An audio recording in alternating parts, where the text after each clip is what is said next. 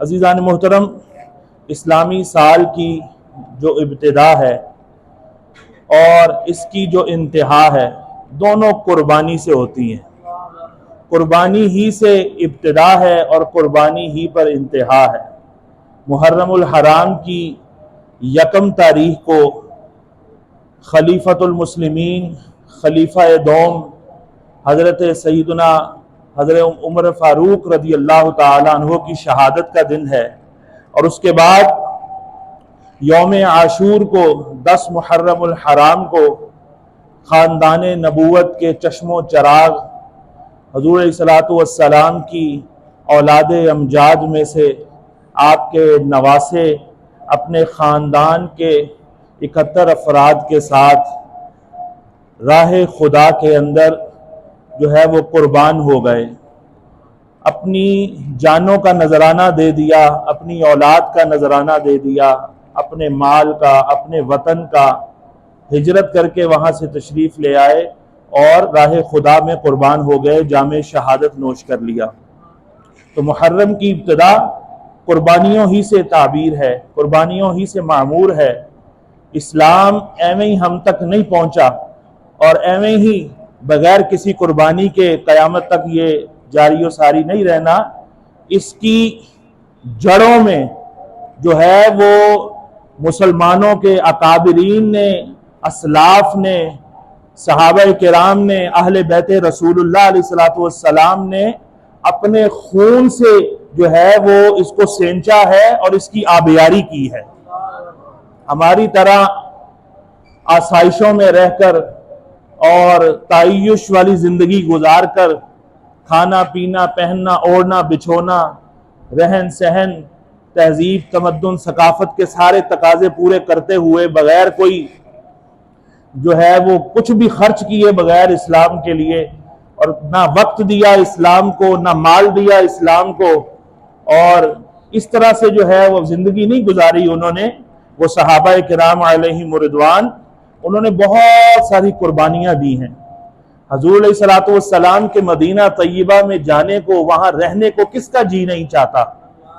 لیکن وہ کیسے عشق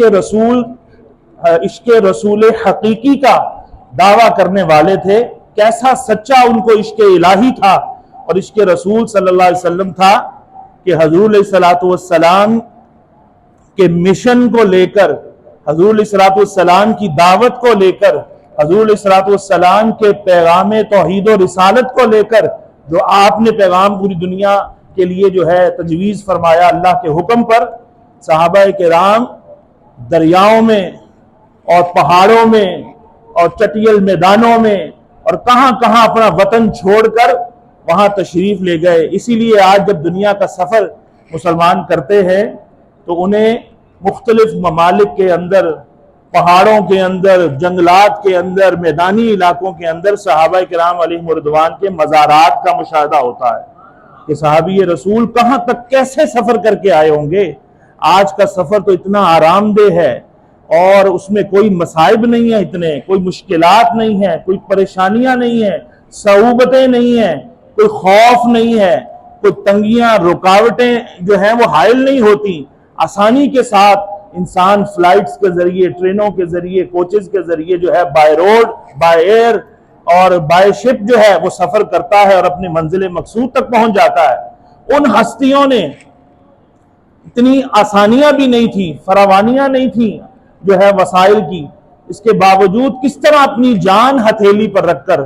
اپنے خاندان کی، اپنی جان کی، اپنے مال کی قربانی دیتے ہوئے حضور صلی اللہ علیہ وسلم کا یہ جو پیغام تھا، حضور علیہ الصلوۃ والسلام کا یہ حکم مبارک تھا کہ بلغوا عنی ولو آیہ، پہنچا دو میری طرف سے خواہ ایک ہی آیت کیوں نہ ہو، یہ پیغام جو ہے دنیا کے چپے چپے میں لے کر پھیل جاؤ۔ تو صحابہ کرام علیہم رضوان نے اس مشن کی بھی تکمیل فرمائی،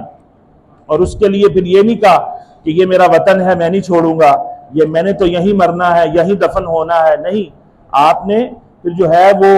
حضور صلی اللہ علیہ وآلہ وسلم کے مشن کی تکمیل کے لیے پھر ہر مشکل کا سامنا کیا۔ صحابہ کرام علیہم رضوان نے اپنا تن، من، دھن سب کچھ قربان کر دیا، مگر حضور صلی اللہ علیہ وسلم کے دامن رحمت کو نہیں چھوڑا۔ مارے گئے، شہید کر دیے گئے، ظلم و ستم کے ان پر پہاڑ توڑے گئے، آگ میں جلایا گیا، کھولتے ہوئے تیل کے کڑاہوں میں جو ہے کڑاہیوں میں ڈالا گیا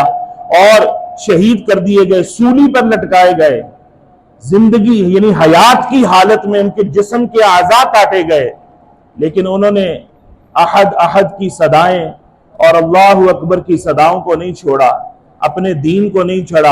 چھوڑا، عزیمت کی راہ اختیار کرتے ہوئے قربان ہو گئے، کٹ گئے، شہید ہو گئے۔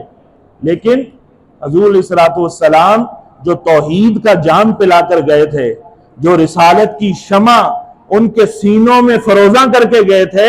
اس کو انہوں نے بجھنے تو کیا بڑی دور کی بات ہے، اس کو مدم بھی نہیں پڑنے دیا۔ اور ہماری ایک شمع ہے جو ذرا سی کوئی حالات کی ہوا چلتی ہے تو ساتھ ہی وہ بجھنے پہ آ جاتی ہے، کئیوں کی بجھ بھی جاتی ہے۔